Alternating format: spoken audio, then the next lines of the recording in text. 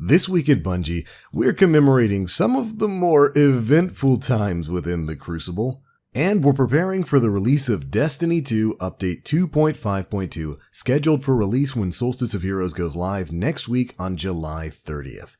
What's going on, Guardians? My name is The Black Link, and we're going to be covering all of that and more in this video. Now, first things first, if you haven't heard about the Solstice of Heroes, of course it's going live next Tuesday. We had a video covering a lot of the stuff we've learned about it. The event itself is going to be very similar to what we had last year, where you're going to be getting an armor set and then completing challenges within the game to level that armor set up. But in the previous days, we've learned way more about the event as well. We're getting a brand new 3-player matchmade activity titled the European Aerial Zone. The Solstice armor itself is going to be the first bit of Armor 2.0 compatible gear. You're going to be able to swap that out with a gunsmith once September and Shadowkeep roll around. And we're even getting a new elemental buff system that's going to be somewhat reminiscent of the Revelry buffs we had back during the spring of it. If you want to learn about all of that kind of stuff, like I said, we have a video covering all of that. I'll leave a link to it down in the description box below. But as for this week's TWAB, things are starting out with a bit of a reward for those of you Guardians who suffered through, like I said before, some of those crazier events within the Crucible. A few weeks ago, when we first learned about the Lord of Wolves changes that are going to be coming in Destiny Update 2.5.2, we learned that players who played through PvP activities like Iron Banner during this current realm of Lord of Wolves supremacy are going to be receiving a very special commemorative reward in the form of a brand new emblem. And indeed, we get to learn more about that in this week's TWAB. Here's what they had to say. Sometimes there are weapons that bring a bit of chaos to the meta. The Weekend of Prometheus Lens, otherwise known as Laser Tag Weekend, is a great example. Lord of Wolves also falls into this category. Next week, Destiny 2 Update 2.5.2 will rein in the wolves a bit by reducing the amount of ammo Guardians pick up and toning down the effective range of the weapon. As promised last month, we've created an emblem and triumph for those who brave the wolves during the Season of Opulence. Next week, qualifying players will receive a Lost History package at the Postmaster, which will unlock a unique triumph. Once the triumph is claimed, the emblem will be granted. And then we get to see exactly what that emblem's going to look like. Its official title is Wolves Unleashed, and will serve as your reward for suffering through this shotgun meta. They go on to state that to qualify for the Wolves Unleashed emblem, players must have finished an Iron Banner match between 10 a.m. Pacific on June 18th and 10 a.m. Pacific on June 25th, or between 10 a.m. Pacific time on July 23rd and 10 a.m. Pacific time on July 30th. Basically, this current ongoing Iron Banner or the previous Iron Banner, you need to have played at least one game of that mode in order to qualify for this brand new awesome looking emblem. But that's not the only reward that players who've been playing in the crazier times of the Crucible will be receiving. Because as they go on to state, additionally, we've created an emblem for those who embraced the madness way back in 2017 when skulls were melted during the reign of Prometheus Lens. That's right, if you played back then, you're also getting access to a new emblem titled Prismatic Inferno.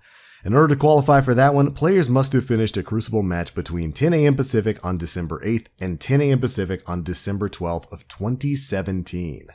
Which, while definitely unexpected, is both hilarious and kind of awesome. If you were around back during that time, you'll know that the Prometheus Lens, when it initially released right after Curse of Osiris went live, there was something a little bit off with its damage numbers, and it was killing people in like 0.3 seconds. So Bungie did the crazy thing and had Xur sell it that Friday. Everybody bought it, and then that weekend, Crucible was laser tag. Everybody was just using Prometheus Lens and vaping away.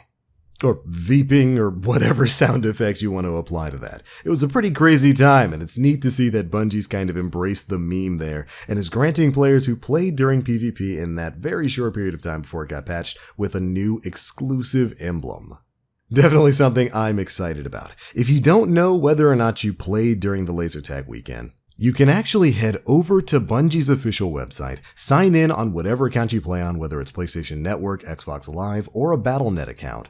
Then, you can go to your account page, bring up game history, and search and see if you played a match during the period when Laser Tag Weekend was going on. And of course, the period of time you're looking for is between December 8th and December 12th of 2017. Now, if you're like me and you've played quite a bit of Crucible since 2017, you can kind of narrow the search down by changing the parameter from Crucible over to Supremacy. That game mode doesn't come up too often. By doing that, I was able to scroll pretty quickly through. That was the weekly playlist game mode during laser tag weekend, so it narrows it down a little bit. You can check and see if your account played a Crucible match during that period, and if it has, congratulations, you've earned this brand new emblem. Hopefully that helps some of you Guardians figure it out. Of course, you can do the same thing on third-party websites like Destiny Tracker and stuff like that. But anyways, that's how you can get your hands on these new commemorative exclusive emblems in-game. But alright, now that all that's said and done, we've got some pretty big changes that are set to drop alongside Destiny 2 Update 2.5.2, and we're going to go through them really quickly right here. First things first, of course, Lord of Wolves is the name of the game. That's been running rampant in PvP right now, and it's seeing some pretty heavy changes once next week's update goes live. First up, they're reducing the amount of ammo shotgun scavenger perks can give to Lord of Wolves when in the Release the Wolves state. They're also decreasing the effective range on Lord of Wolves. And they state that this decrease is more aggressive when in the Release the Wolves state. These are pretty big changes. The change to the shotgun scavenger perk is probably going to be one of the biggest things here. Yeah, Lord of Wolves' range is ridiculous, but being able to get so much ammo back while stacking shotgun scavenger perks was a major problem with the gun right now. But with all those changes mixed up, I'm sure it's going to be brought in line pretty well once Tuesday rolls around. Guess we'll have to see. Next up, changes for the Tribute Hall. Tribute Hall triumphs for the Emperor's Gladiator and Scoundrel in uniform will no longer require a full set of Leviathan gear equipped to progress. Players will earn more points based on the number of gear pieces worn, similar to other triumphs. Right now it seems the only way to actually get points on either of those triumphs is to wear a full set of gear. So what they're doing is they're changing it so that wearing any amount of gear is going to get you progress, but wearing more is going to get you more progress. Makes sense to me. Next, we've got some changes coming to the Iron Banner. Or more specifically, the quests tied to the Iron Banner. The Iron Banner quest objective values have been adjusted for future events. First, they're reducing grenade kills required by 50%, and allied grenade kills will be worth as much as your own. Very major change. That's one of the steps that most people got stuck on. After that, they're reducing sword kills required by 25%, and ally sword kills will be worth as much as your own. Again, cutting down on some of the harder to complete steps with that quest. Next up, we've got some changes coming to Menagerie. Heroic Menagerie will now drop a sword for first-time completions. They're bumping that drop rate up to 100%. So once this update goes live, on your first Heroic Menagerie completion, you are guaranteed to get a sword. If you've already run Heroic Menagerie, you're not going to be getting a sword as like kind of a retroactive pay. The first time you complete Heroic after this update goes live, you will receive a sword guaranteed. And of course, subsequent completions will have a moderate chance to drop a sword of 25%. Not bad.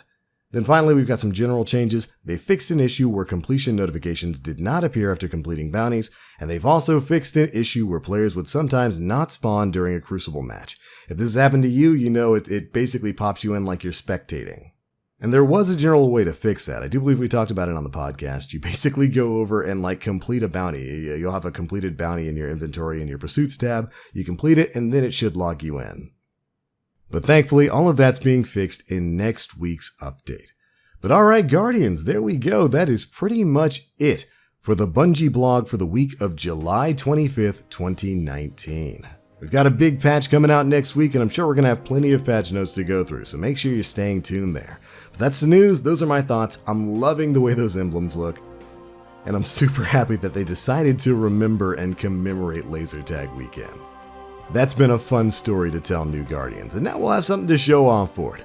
But anyways, those are my thoughts. Be sure to leave me yours down in the comment section below. If you enjoyed the video, feel free to drop a like, make sure you subscribe, and hit that notification bell to stay up to date with all the latest stuff we're putting out. Next week's going to be a big one, so definitely make sure you're staying tuned. But alright, I'm out for now. As always, I am the Black Link. You Guardians, stay frosty.